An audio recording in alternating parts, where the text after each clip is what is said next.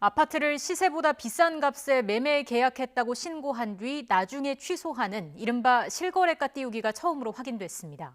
공인중개사와 분양대행사 등의 자전거래와 허위신고 12건이 적발됐는데 해당 아파트 단지는 가격이 오르는 등의 부작용이 발생했습니다. 취재기자 연결해서 자세히 알아보겠습니다. 신윤정 기자. 네, 경제부입니다. 네, 먼저 적발된 실거래가 띄우기 사례부터 정리해 주시죠. 네, 국토교통부가 지난해 2월부터 1년간 이뤄진 규제 지역 내 아파트 거래 가운데 허위 신고 등이 의심되는 사례를 선별해 기획조사를 벌였는데요. 특정인이 반복적으로 다수의 신고가 거래에 참여한 뒤 거래를 해지한 사례가 821건 있었습니다. 이들 거래에서 거래 당사자 간 특수관계나 계약서 존재 등을 확인한 결과 법령 위반 의심 사례 69건이 확인됐고 특히 자전거래와 허위 신고로 의심되는 거래도 12건 적발됐습니다. 시세 조정 목적으로 거짓으로 거래가 완료된 것처럼 높은 가격에 거래 신고만 하고 나중에 해제 신고하는 이른바 실거래가 띄우기입니다. 주요 적발 사례를 보면 공인중개사가 가족 간 거래를 통해 시세를 높인 사례가 있었는데요. 시세 2억 4천만 원 정도인 처제의 아파트를 지난해 6월 딸 명의로 3억 1,500만 원에 11월에는 아들 명의로 3억 5천만 원에 거래 신고한 뒤 12월에 제3자에게 3억 5천만 원에 팔았습니다. 그런데 딸과 아들의 거래는 각각 9월과 12월에 해제 신고했고 두 거래 모두 계약서도 없고 계약금도 수수하지 않은 것으로 나타났습니다. 결국 공인중개사의 처제는 시세보다 1억 1천만 원 비싼 값으로 아파트를 처분한 겁니다.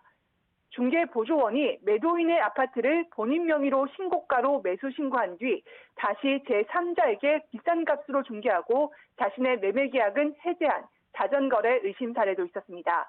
또 분양대행 회사가 소유한 아파트 두 채를 회사 대표와 이사 명의로 신고가에 거래 신고한 뒤 다른 사람들에게 시세보다 비싼 값으로 팔아 이득을 얻은 사례도 적발됐습니다. 네, 아파트 거래에서 신고가 거래가 확인되면 이후 거래에 영향을 미치기 때문에 중요한데요. 부작용도 실제로 발생했다고요. 네, 그렇습니다. 자전거래가 발생한 단지들은 거래 이후 실거래가가 오르는 시장 교란이 발생했다고 국토부는 설명했습니다. 남양주 A단지의 경우 자전거래 이후 현재까지 28건의 거래에서 약 17% 높아진 가격을 유지하고 있고 청주 B단지의 경우 현재까지 6건의 거래에서 약 54% 높아진 가격을 유지하고 있다는 겁니다.